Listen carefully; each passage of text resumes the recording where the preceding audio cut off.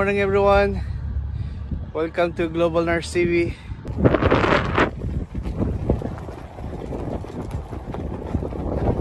Yun. Welcome to Global Nurse TV.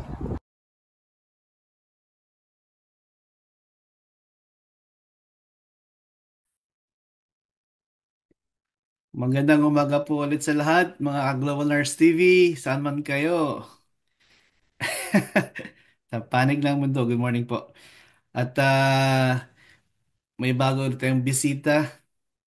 Isang PNA Maryland Board of Director of Membership, and ang kanyang specialization ay Sleep Clinic Case Manager of a VA Maryland Healthcare System. Uh, Walang iba kundi si Sir Arnel. Sir Arnel, Hello, good yun. morning. Medyo Good napindot morning ko na po. maaga. Napindot agad, lumabas na siya eh, no? So, tingin ko marami tayong itatanong sa kanya, no? Yep, Lalo na yung mga sleep apnea ng mga cases mga natin. pasyente natin. So, Yeah. yeah, pero So, before that, siyempre, kailangan mo natin na tanongin si Sir ang kanyang background. sige, mag-shoutout muna tayo, no? So, mag-start ako ng mga kasamahan ko sa trauma ward dyan sa PGH dati, no? And then, shoutout also sa si Ma'am Lai, yung aking nurse manager or chief nurse sa PGH. And then, mga 39ers group ko sa Texas. Kamusta kayo Yun, dyan? And lastly, salute. dito sa Maryland, congratulate ko yung mga friend namin, si Dr. Norma Velasco and Gary Garcia. Kumusta na kayong lahat dyan sa panig ng mundo? I hope Yun. guys are doing well. Sir Arnel, saan ba kayo sir nag-start na pagiging nurse nyo? Ito ba ay pinangarap nyo talaga or pinush kayo ng parents nyo or meron kang pinsan, kapatid na naging nurse ka, na motivate kayo na maging nurse din?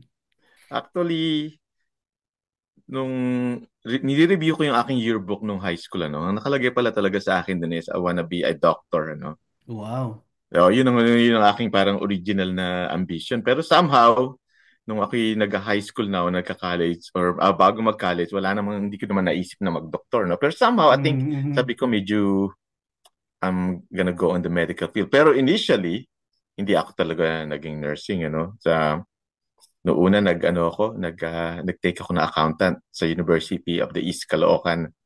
And I actually took accounting for a year. Pero somehow, I didn't do well. Parang somehow hindi ko pa rin feel at home. And then, bago magpasukan, I was talking to my sister's mother-in-law. Sabi niya, bakit hindi ka na lang mag-nursing? Sabi ko. And then, no, parang nag-light ang aking thinking. Sabi ko, oo nga, ano? And then thinking about that, kasi nursing also runs in my family somehow. My aunt is a nurse who graduated in MCU, Manila Central University. Mm-hmm. Mga taga-MCU dyan, kamusta? And then also Kamusta? my sister is also a nurse who graduated in the same school. So sabi ko, oo nga pala, no? Ito na yung mga family ko na nagli-lead the way sa akin. Pero ako, parang medyo matigas pa rin ang ulo ko and hindi ko pa Mm-hmm. din tinata the enrollment. So I told my parents, yeah, let's go to Manila. So nagpunta kami Mm-hmm. ng Caloocan, ng Manila Central University. And then, una, sabi sa akin, no, we cannot accept you any longer. Just go to just go to Fatima kasi it's almost close. And then later on, sabi ko, nag-iisip ako, ano mang maganda kong gawin? And then somehow the administrator or someone from the enrollment said, okay, give me all your papers. So, eventually, medyo maganda ang NCE ko that time. Sabi niya, you can enroll, but you start from the beginning. So wala akong na credit and it was okay with me. Mm-hmm.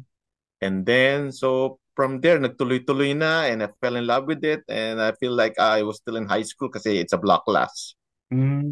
So I graduated in 1991 And at that time, medyo may mga calamity, no? It was actually when Oo. Mount Pinatubo exploded, ano? Mm. Uh, so during my exam, actually, kasi it's a 2 week. My father helped me to go to Gapan. That's because that's where we had to take Mhm. the Baliwag going to Manila. Nakaluwas naman ako. And at that time, pagdating ko ng Manila is asphalt. Uh, Wow. yeah, Talaga palang ano kasagsagan ng mga pinatubo. Ano pala kasagsagan ng yun? Mount Pinatubo, no? And Grabe. then, so the next day, punta ako ng UST. Oh, Ah, sabi ko, ah. I feel like I'm in the US. Wow. Kasi it's asphalt. Ashful. It's asphalt. Tapos, ayun, so luckily nakapasa naman while waiting. And then, after nung nakapasa na ako ng CGFNS, na-hire ako ng PGH and I work in the trauma ward there which is funded by PAGCOR kaya ang mga pasyente namin dun is yung mga medication nila is all funded by PAGCOR. And after that I worked there for like a year and a half, almost 2 years. And after that, since pasado na ako ng CG, that time siguro marami nang nag-a-apply ng mga kasamaan ko, no? At that time siguro nakisabay na rin ako. Nakiki ang tawag din eh. Nag-a-apply. Nakiki, Naki, nag-a-apply. Ayaw nakiuso. patalo. Nakiuso. Sige nga, ayaw Nakiuso. patalo. Mm. And then one day, may nagsabi sa akin na, oh, may job fair dyan sa this agency is looking for nurses. So, I work in the PGH and the agency is actually in Ermita, which is just uh, which is walkable from where I work. So nagpunta ako sa agency. So sabi Mm. sa akin ng agency, hey, mayroong a job fair dyan sa Manila Hotel. Why don't you go? So from Ermita, naglakad ako papuntang Manila Hotel. And pagdating ko nga doon, meron talagang job fair. Um, it's a hospital sa Texas. So umuwi yung mga nurse recruiter nila. Two recruiters. One is a Filipino nurse that has worked there for a long time at saka itong Kute, which is Boots Brannan. So I won't remember, I won't forget his name. And that Mm. time, luckily, that was in February, na-interview ako. Ang bilis-bilis. Wow. It was so quick. So, pagdating siguro after a couple of weeks, tumawag sa akin, then na-hire ako. After that, nag-sign kami ng contract sa Manila Hotel. Nag-apply ako ng February. By May, nakalipad na kami. Grabe ang bilis no? Ang bilis. Ganun pala kabilis noon. Ang bilis that time and Um, I didn't spend months lang any ha? months lang and I didn't spend money at all. Wala akong mga placement fee, anything, wala. Wow. Wala akong binayaran or anything. And then we're a group of us actually nung nagpunta and we're, we're 39 of us and that's why my Ah, group in Texas madami ano? we're a group in Texas called 39ers. Mm. We had a good accommodation. We stayed in a hotel in a apartment complex. And while we are on orientation, hatid sundo kami ng school bus. So parang feeling ko na naman, school book ko na naman ito, no? School book ko na Back to naman, hatid school. sundo kami ng school bus. Yeah, Mm. kasi parang Mm. feeling ko naglalaro lang at that time eh. Um, and after nung nakapasa na kami ng NCLEX, and then of course medyo nagkanya-kanya na kami ng area, ng place to stay kasi three Mm. months lang ang libre sa amin eh. Balikan ko lang Ah, sir yung ano, yung requirement sa inyo. Bali, Oo. si GFNS lang ba yun? Kasi yun ang binanggit mo kanina nung unang yung time nyo. Yeah, actually that time CGFNS which is composed of both nursing at saka English test. Ah, kasama na. Kasama ng NCLEX, Ah, kasama na okay. sa CGFNS at that time. Um, so doon nagsimula ang aking US career sa Texas. It's Abilene, Texas, and we work in this facility called Hendrick Medical Center. And we actually medyo third batch na kami nung dumating dun sa hospital na yun. Mm. I'm still uh, in touch with my friends there, and actually O siguro mga 5 years nag-reunion kami. And Wow, the galing. last time we had a reunion was last year. Mhm. Um, and we all went back to Abilene, Texas, and visited our workplace. Balik tanaw. It Galing was ano, talagang yep, hindi kayo nakakalimot doon sa no, pinanggalingan nyo. no, yep. It was a fun experience. Mm. And I moved out of Texas. The main purpose na mag-move out is Mhm. for me to work sa Johns Hopkins. Johns Hopkins has background of being the number one hospital in the whole wide world sa mga research, Aha. sa mga medical services nila. And that's where I think I learned most about critical care nursing. I work in the cardiac surgery step-down unit. So, ang mga pasyente namin doon na sa post-heart, open bypass, Mhm. uh, pero kami mga heart transplant, uh, uh, valve surgery, mga LVAD, left ventricular assisted device. It's a machine that while waiting for heart transplant, Mhm. um, basta open heart surgery, cardiac surgery step Yes, down. sir. So, balikan ko lang, sir, yung ano, sir, yung kanina. So, nakailang, I mean, ilang years yung contract nyo doon sa Texas pala? Sa hospital na yun? Ang 2 years lang ang contract namin, but I stayed in Texas for like 3 to 4 years. 3 to 4 years. Yeah, Wow. Tagal din, ha? matagal din, yeah. Tagal-tagal din. Nag-enjoy din pala kayo sa Texas, Yeah, ah. nag-enjoy din ako doon. Kaya nga, I'm still in touch with my friends there kasi parang meron kaming roots. Mm. We have a emotional connection kasi we all started from nothing. And then, Yeah. yeah, parang pare-pas sabay-sabay kami nag-dreams. Right? And then, Kasi yeah, ang dami nyo, eh. marami kami. So, buo pa rin, ha? Buo pa rin ng tropa. Oh, yeah, yeah, yeah. Buo pa rin ang tropa namin. Ayun. Kaya pare. Kamusta sila dyan? Musta sa Shout, mga ka-group ko sa shout out. Texas. Shout out to my friends in Texas, in Abilene, and most areas. And actually, in some other places like Dallas. Ayan, sir. So, ang pinili nyo, Maryland na pag after ng Texas because of John Hopkins. Johns Hopkins, yung main purpose talaga na lumipat para kasi maganda yung mayroon kang Johns Hopkins sa iyong resume. Uh-huh, Yeah. uh-huh. And they are truly an institution na matututo ka talaga. Mm. Parang after you work at Hopkins, you can work anywhere. Wow. Yeah. So, Kilang, balikan ko ulit yung Texas. Ano ba yung hindi mo makalimutan na experience doon, yung mga challenges mo? Kasi bagong dating ka eh. Ano ba yun? Uh, Summer, winter, monsoon? it's actually spring nung Ah, dumating kami spring. doon. Aba, Spring. maganda-ganda. Oo. Maganda-ganda ang weather. Natatandaan ko from Dallas na pick up kami ng isang bus towards papunta ng Abilene, ano? Which is about 3 hours drive from Dallas. So, sa McDonald's, syempre medyo sabi, oh, malamig ba? Malamig pa dyan. Kasi excited kang maramdaman ko anong weather Ah, ng Texas.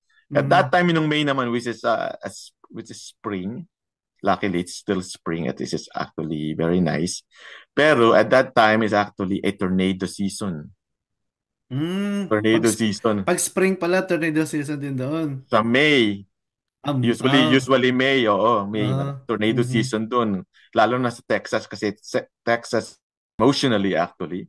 mhm. Pero you grow up as a person. Um, so maraming ups and downs lalo na pag malayo ka sa family mo. At that time, wala naman tayong mga messenger, wala tayong Walang Facebook, walang walang cellphone.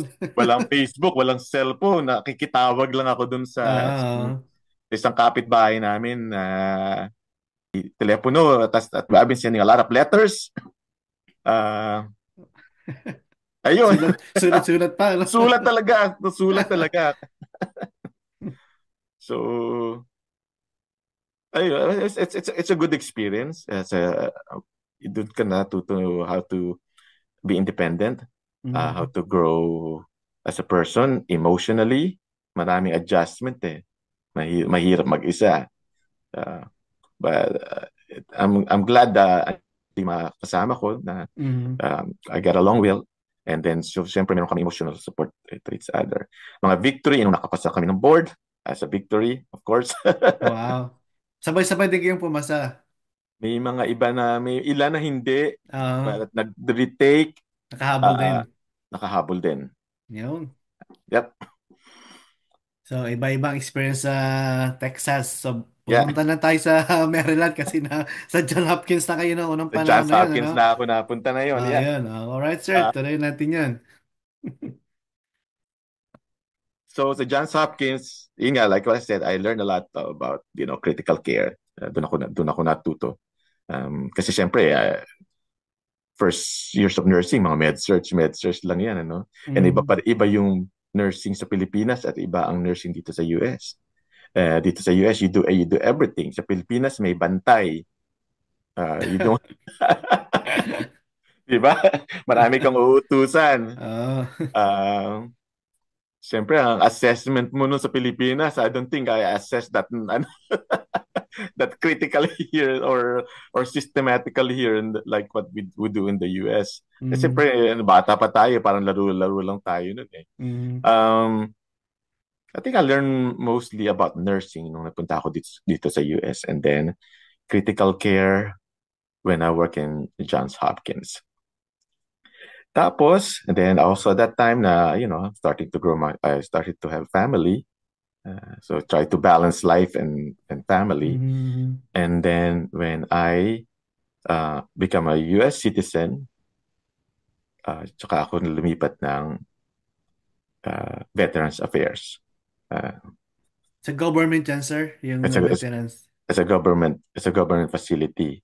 So actually nung nasa Hopkins pa ako, nagpa-part-time na ako. Mayroong tinatawag dito na agency nurse. And Mm. I go to different places. I work in the floor, and that's Mm. where I met a lot of nurses, a lot of Filipino nurses. No?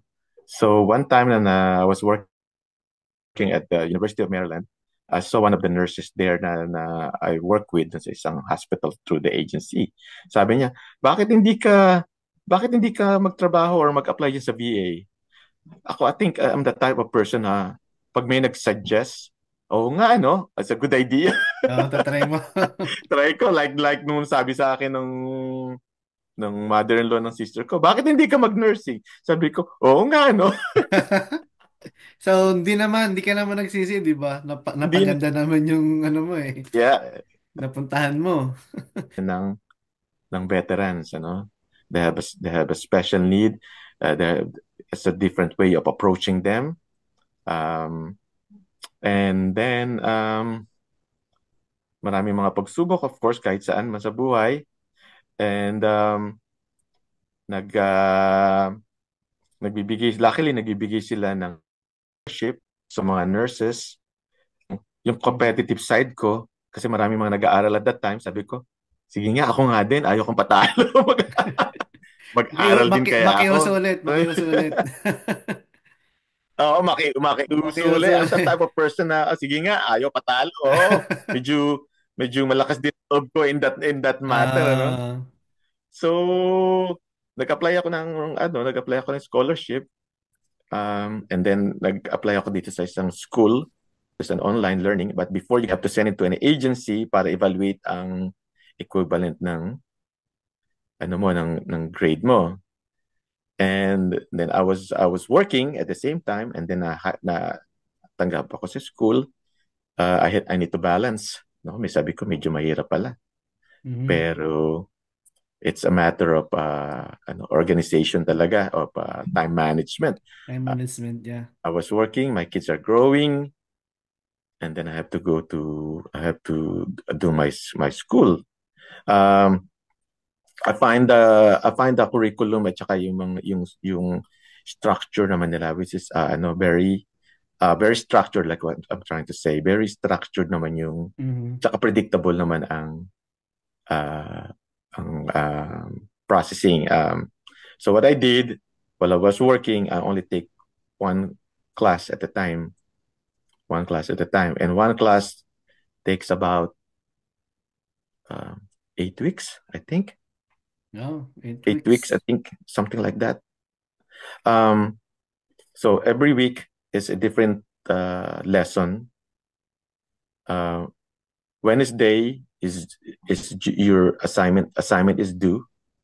So, ang ginagawa ko noon while I was working, so tumitingin-tingin na rin ako kung ano mga classes, kung ano yung mga lesson that week.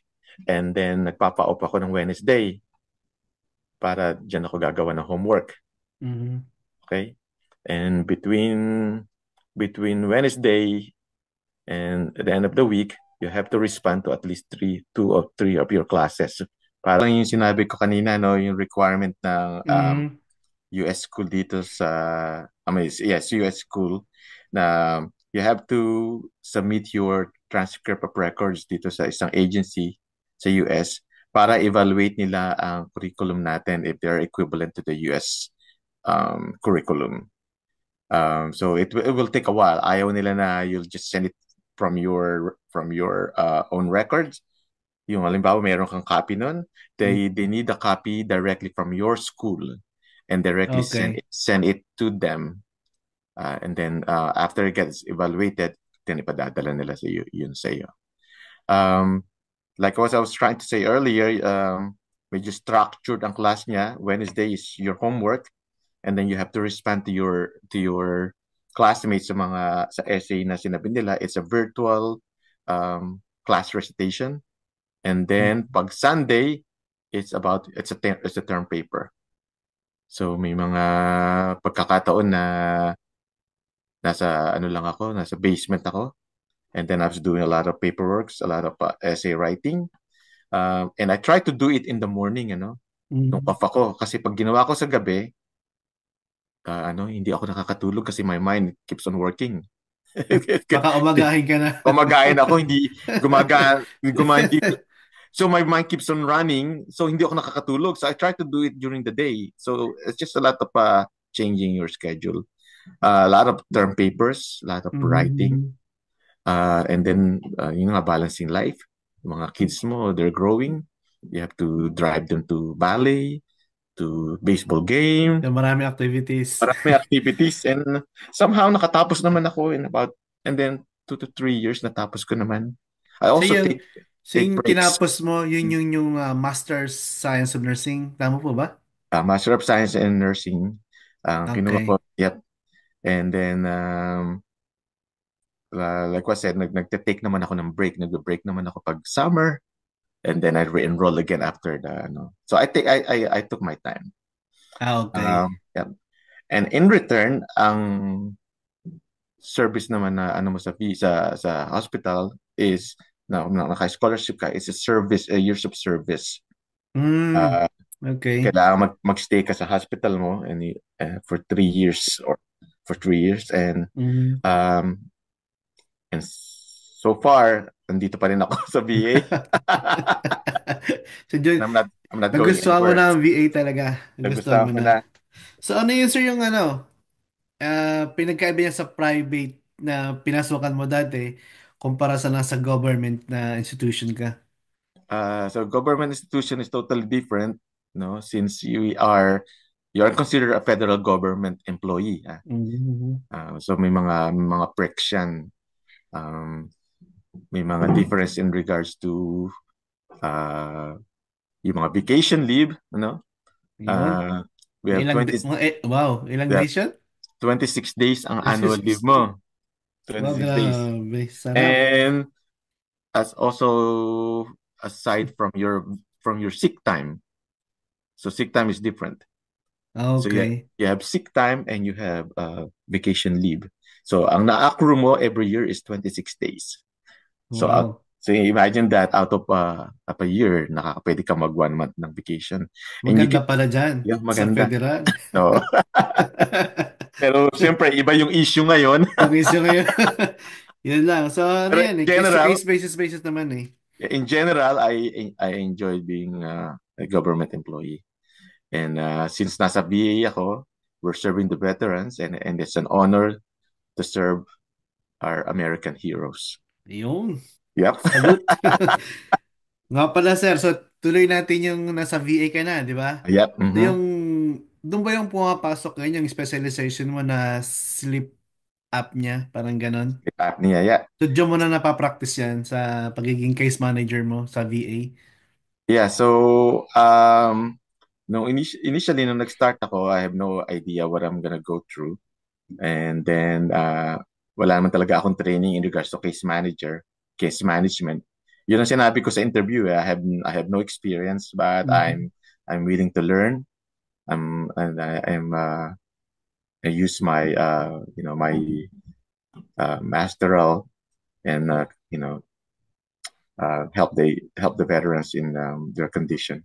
So, nung nasa sleep apnea na ako, and that's where I learned um, what sleep apnea is all about. No, I'm a case manager. I'm a care coordinator, but it's Mhm. totally different from the inpatient case manager. No, inpatient case managers, they all deal with mga discharge needs, di ba? Yung mga home Mhm. antibiotics, yung mga home care, uh, yung mga uh, health assistance, yung mga ganyan, no? Or yung mga placement ng mga pasyente, no?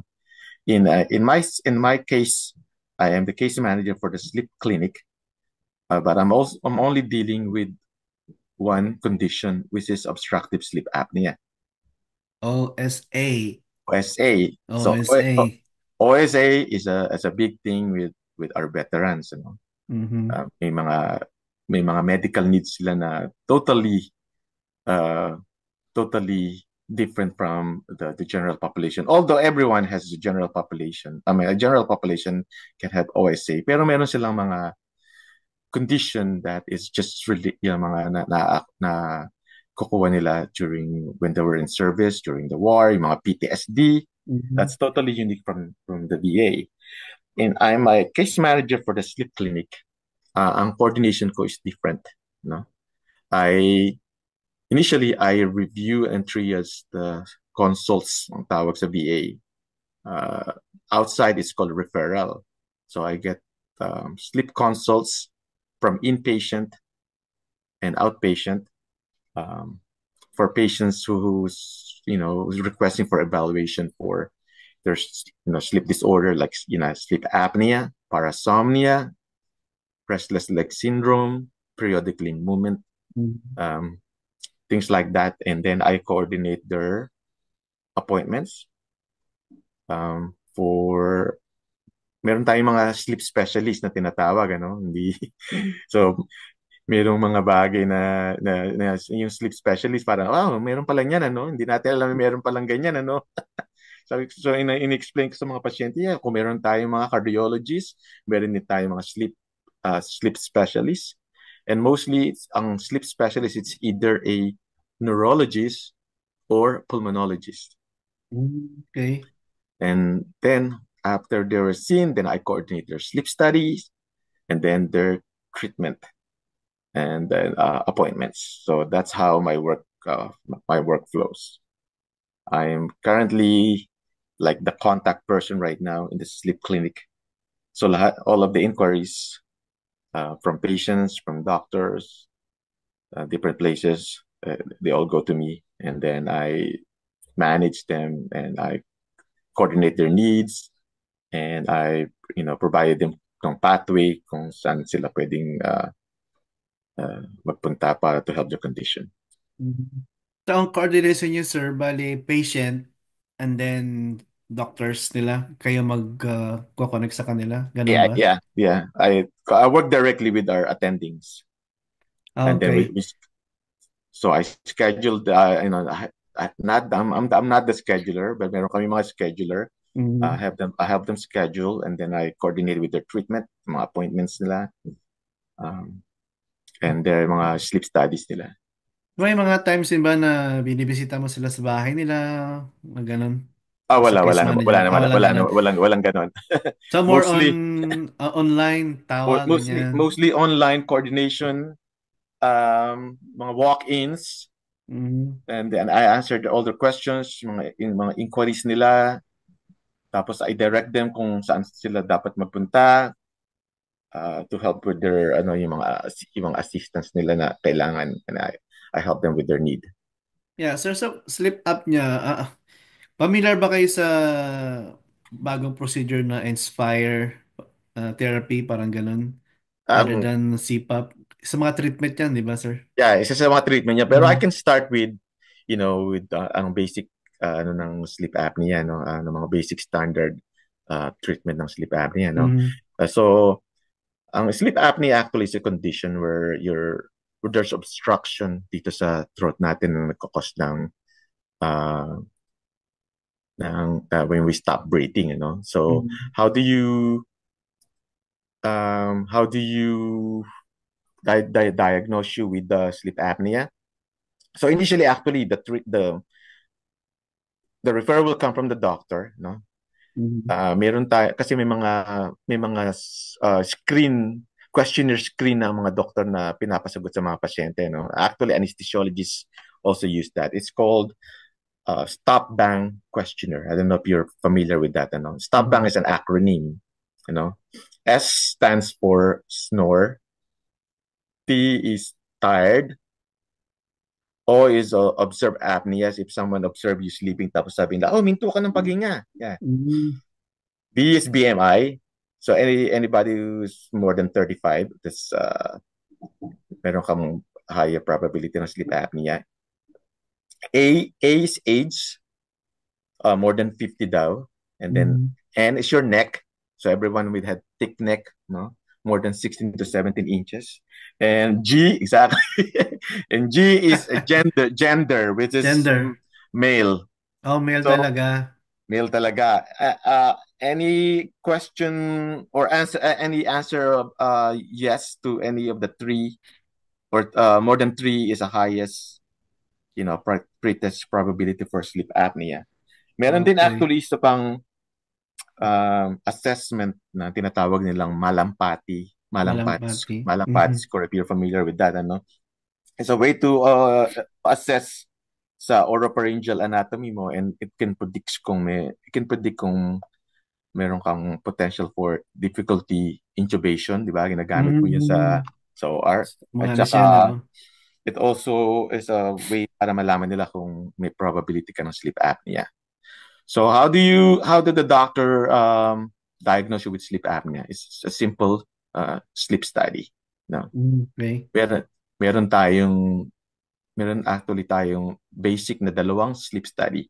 One is tinatawag natin na overnight sleep study in a facility. Yan ang mga pasyenteng marami silang comorbidity, yan ang mga pasyenteng may mga history ng mga sleepwalking, acting in Mm-hmm. their dreams, di ba? May mga Wala pa naman akong ganun. wala pa naman, wala. May acting in the dreams, di ba? May mga sumusuntok. Ganun. Sleepwalking, yan, Walking. sleepwalking, periodically movement, yung mga nagkick yung mga legs nila while they're sleeping. Mm-hmm. Um, and that needs to be an overnight sleep study in a facility because they monitor your brain function also with that. Meron din tayong tinatawag na home sleep study, and we use a machine called WattSpat.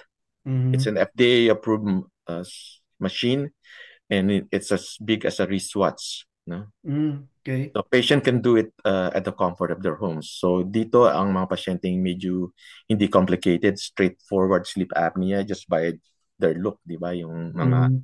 Yung mga short neck na ganyan, Mm-hmm. medyo obese. Uh, Wala pa naman. wala pa naman, wala. So, yung machine ito is as big as wristwatch. You put it on your non-dominant hand, Mm-hmm. tapos dalawa yung ano nito. There's a probe that goes to your finger and one that goes to your chest. Yung chest is your what you call snoring device. It Mm-hmm. records your snoring, you know. At saka yung isa, yung probe mo, yung oxygen probe mo, that monitors your oxygen level. Straightforward yun na mga sleep apnea. So you put it on at night, you go to bed, and put it on and use it all night. Don't disconnect for any reason. Let's Mm-hmm. say if you go to the bathroom, don't disconnect. And the only time you remove it is in the morning when you're completely up. May mga ibang machine na you have just to download an app, Mm-hmm. and then you do this sleep study with it. And then in the morning, you hit send or complete or something like that. Tapos mayroong isang machine naman na traditional na you have to bring the machine back to the clinic. Tapos we will download your your data. Oh, And how to, maganda. yeah, medyo, Ganda. Mhm. yeah, Parang gusto medyo, ko mag-try ah. mag-try ka ako, already tried. Ganun ba? Matry nga minsan yan, sir.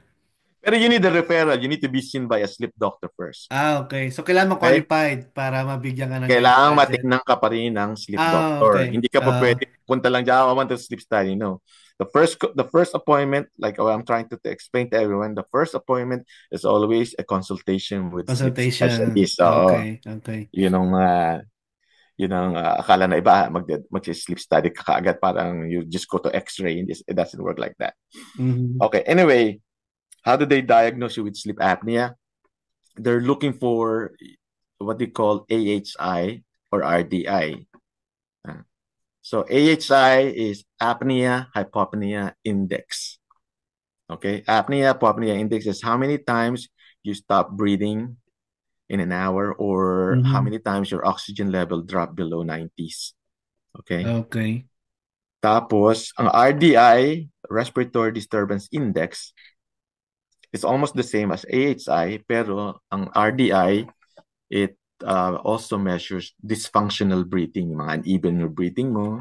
Mhm. And the good thing with the sleep study is it tells us kung kailan nagda-drop ang oxygen level mo, if you're in supine, if you're prone, if you're prone, if you're when you're in your back.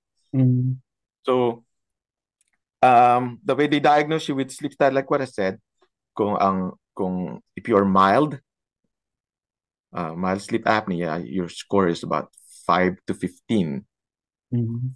5 to 15 times you stop breathing or your oxygen level drop below 90s, like what I said, no. Moderate is 15 to 30.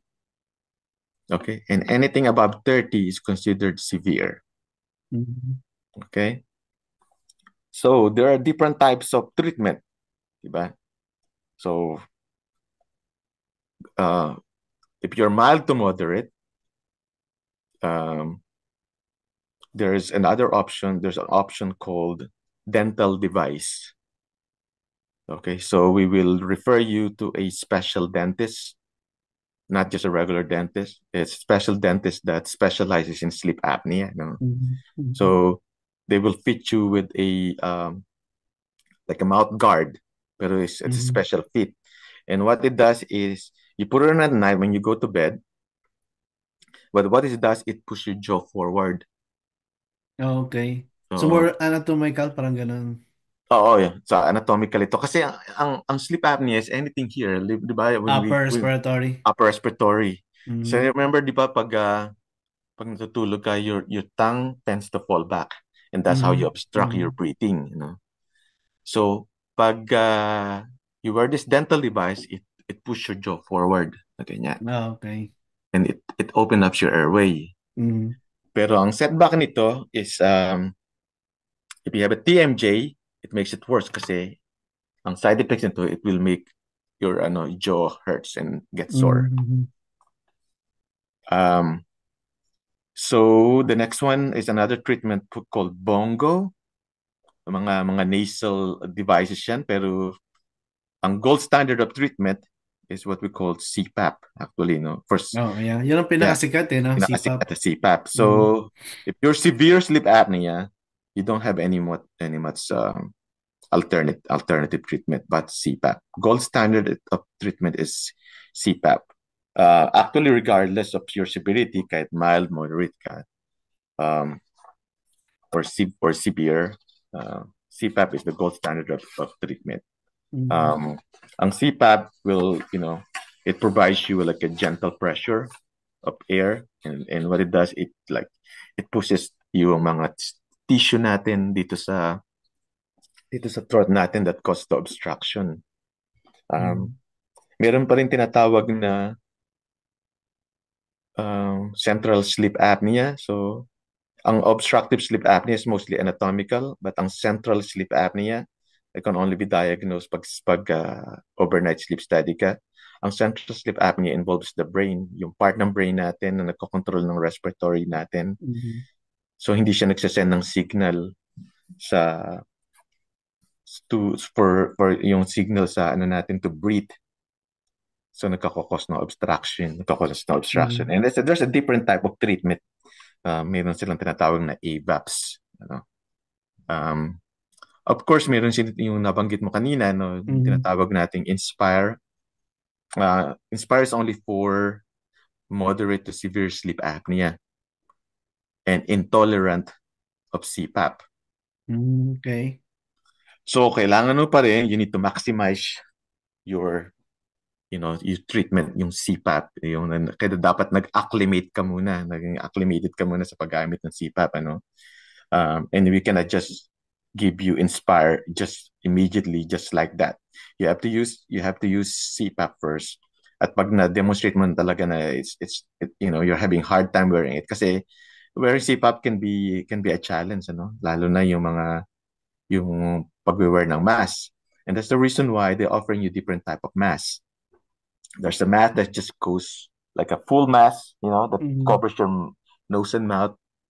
And that also this is also recommended pag you toss and turn pag nagtutulog ka sa side mo kasi it stays, Mm. ano. Mm. There's another option for just the nose, a small mask on your nose, or there's also what they call nasal pillow, like yung nasal cannula na dito Si lang. kanya lang, yeah. Mm-hmm. So you need to try different types of masks first, and before we refer you for Inspire. Pero ang Inspire also you need to be referred sa ENT, actually yung gumagawa niyan. ENT. ENT ang Okay. dapat gumagawa niyan.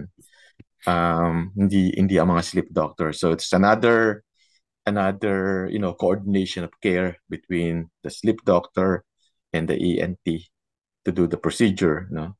Ang Inspire, what you see in TV, sabi nila it's so easy, no. Turn the turn the remote control and you go to sleep. Pero Yeah. actually, it involves surgical procedure, no. And what it includes is an implant, uh, of a device dito sa chest natin, like just Mm-hmm. like a pacemaker, Pacemaker, yep. just like a parang a pacemaker yun. They will implant it in your chest. Pero kung sasabihin ko in a layman's term, ano, they will put it in your chest, they will implant you a wire and connect it to your tongue. It's actually a wire that connects into the hypoglossal nerve of your tongue. Mm-hmm. So, akala mo ang dali ng procedure. And kasi sinasabi nila, you just turn it on. Actually, you turn it on when you go to bed. And what it does, it signals your tongue not to fall back. Ah, okay. Yeah, yun ang ano, kaya so doon nag-help yung stimulator na yun na to send signal to your tongue not to fall back, para you can breathe better. Okay, so ngayon pala, yung Inspire pala, bago ka makapag-inspire, kailangan ma-experience mo muna yung mga CPAP, yung mga mask na gano'n, Oo, para you have to use that. yeah, try mo muna. So, hindi Mhm. pala agad-agad na ina-advise na mag-inspire, parang ganun ba? Hindi talaga. So Mm, it takes a okay. while. Kailangan gamitin mo muna ang CPAP no matter what. Mm-hmm. Um, at saka dito sa dito sa Maryland, isa pa sa mga nagiging busy ako na nag-help ako sa mag-coordinate sa pasyente is sleep apnea is a medical condition required by the MVA, that you need to report yourself. Mm-hmm. So, kailangan i-report mo sa MVA yan na meron kang sleep apnea. So, lalo-lalo na if you are a commercial driver, di ba? Or a bus Mm-hmm. driver, school Mm-hmm. bus driver, lalo na. You need to report at the MVA if you were diagnosed with sleep apnea. So, periodically, they will send you a clearance for a driver clearance form, and our sleep doctor will have to fill it out, and sasabihin ng doctor if you are safe to drive. Okay. Importante yun, lalong-lalo Mm-hmm. na dito sa Maryland, lalo na pag if you're driving, yung mga truck na nagdi-deliver from one state to another, yung mga school bus driver, di ba? Yung mga public driver.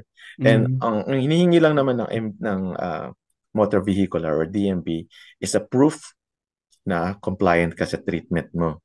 Ah, okay.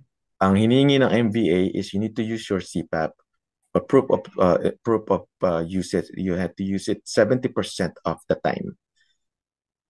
So meaning at least 4 hours every day.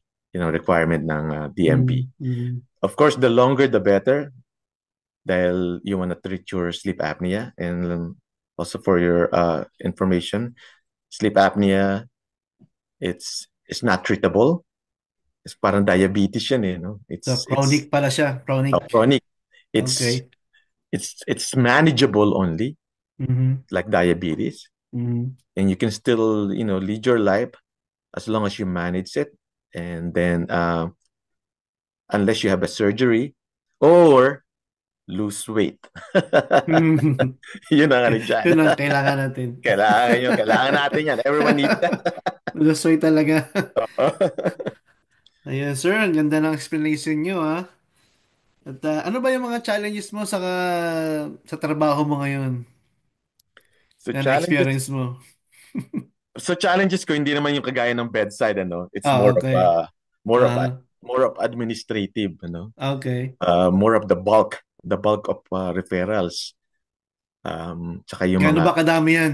Madami ba? oh, marami. Usually, every day, nakaka-receive kami ng mga about 15 to 20 every day Wow, madami or yan. 30 every day. Every referrals yun, Kaya, kailangan reviewin mo yun kasi minsan mga duplicate na yung consults. You have to Ah, review that. mhm. So, you have to go to the root cause. Ano bang problema ng pasyente talaga nito? Bakit padala ng referral ng doktor? Mhm. So doon yung coordination doon. Baka kailangan lang nito, ganito, baka kailangan nilang makita ng CPAP coordinators. We don't have to see them in the clinic. Baka Mhm. kailangan lang nila ng new supply, ng new mask. So yun ang mga challenges every day. A lot of inquiries, a lot of communication sa pasyente. Um, it's a different type of busy pag nasa bedside ka. Yeah, ibang-iba talaga dyan pag ibang, nasa ibang, ano ka, ibang-iba, yeah. sleep apnea clinic ba Sleep yan, sir? apnea Tama? clinic. Wow. Yeah, kaya nga parang ngayon lang ako naka-meet ng ano ng parang pag nakausap ko yung ibang tao, sabi, oh really, sleep clinic, yeah. Kasi parang it's kakaiba. Yeah, kakaiba Actually siya eh. Kahit ako na ano kakaiba. eh. Actually Na-intrigue ako sa ganyan eh.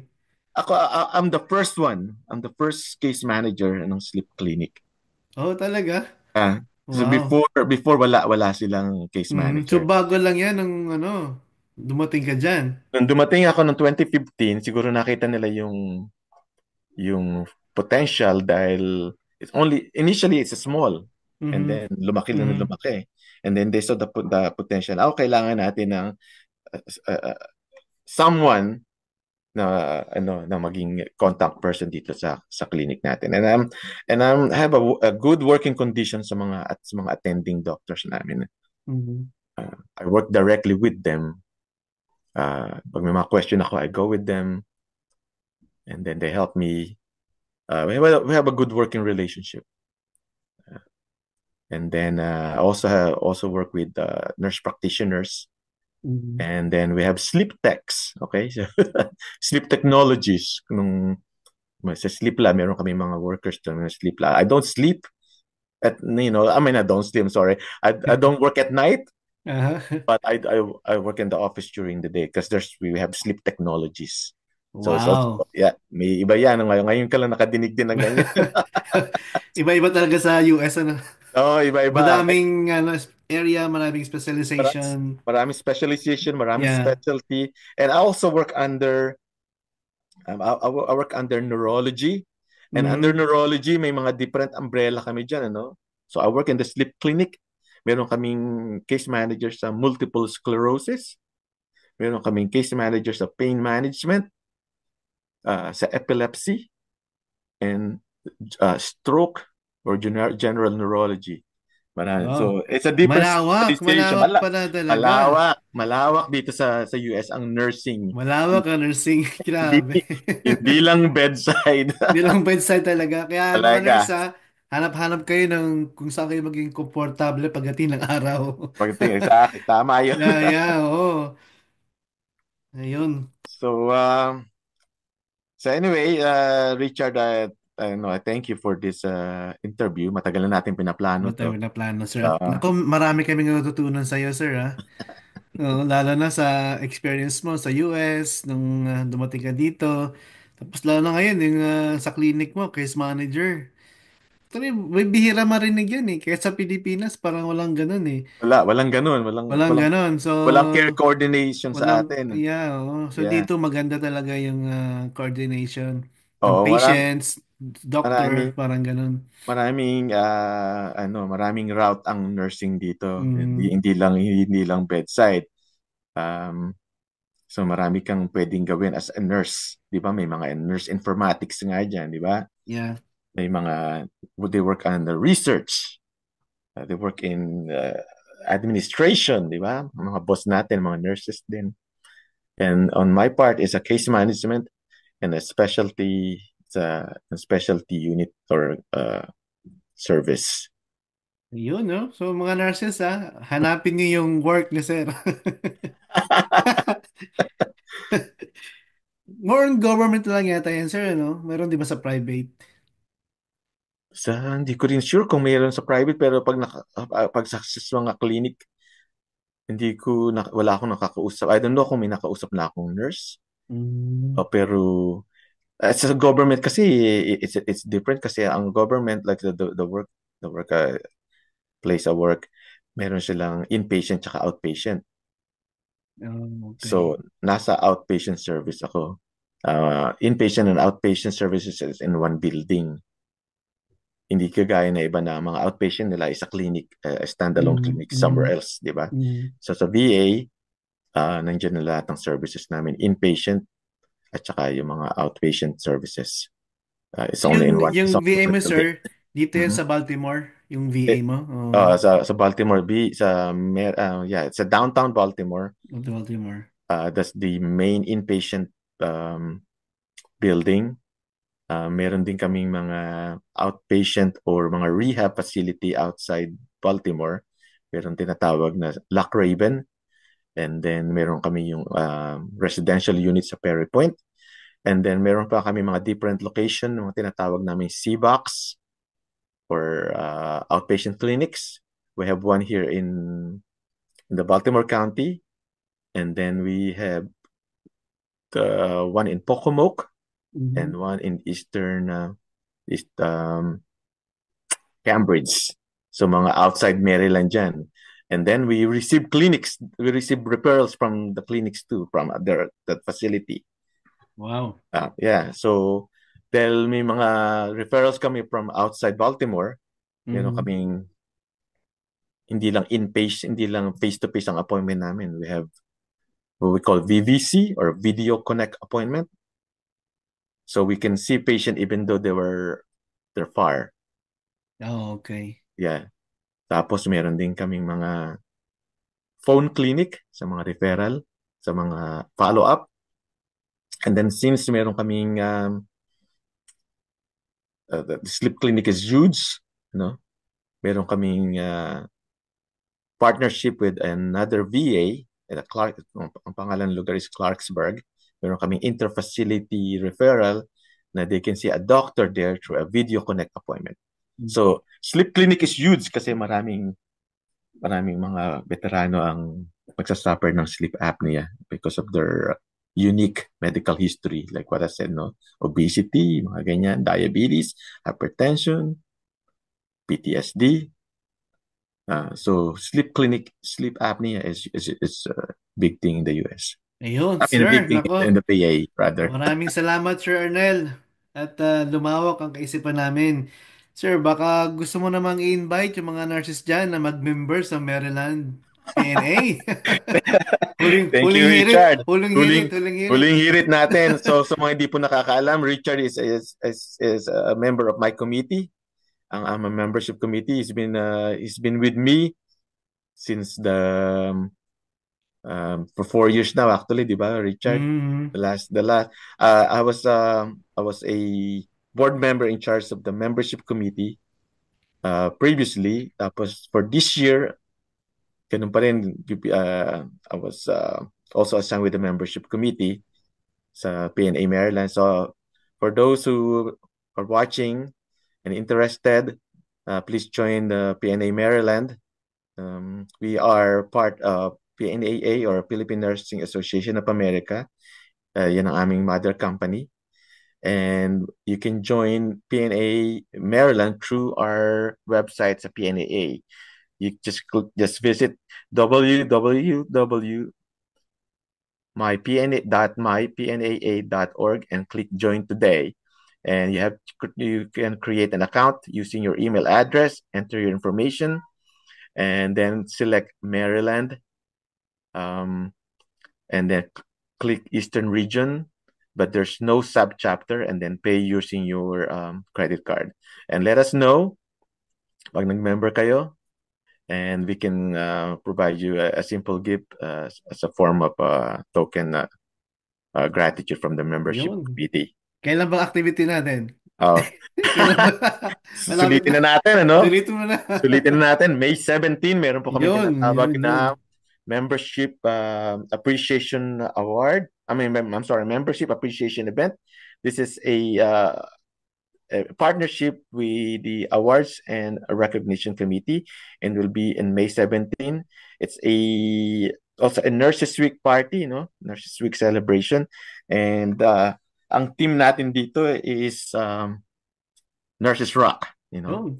Nurses Rock. Nurses Rock, di ba? Medyo self-explanatory, di ba? Kasi nurses really rock at work and Yeah. community. And just for this event, meron tayong nag-invite tayo ng mga rock band. Yun, no? Mhm. And Richard is also a part of Maong Band, and they will Yun. be playing Oh, sa kasama ka May ha. And Kakanta ka ito, rin ha. of course, will be fun. It will be on May 17 Yeah, from yeah. 4:30 to 8:30. I hope to see you guys there. And if you have any question or interest with PNA Maryland, please let us know, and Richard will send you the link. Ayun, sir. Maraming salamat, Sir Arnel. At marami kaming natutunan po sa inyo at good luck po sa inyo. At sana marami tayong matulungan ng mga pasyente dyan sa veterans. At sa mga nurses na nakarinig ito, sana ma-motivate din kayo na maging kagaya ni Sir Arnel, talagang porsigido sa trabaho, sa pag-aaral, at syempre, pagiging nurse. Alright, Nagiging Sir nurse. Arnel. Maraming salamat. It's a pleasure, Richard, to talk to you. Sir, salute. Thank you. And Alright. maraming salamat po sa inyong lahat. Alright.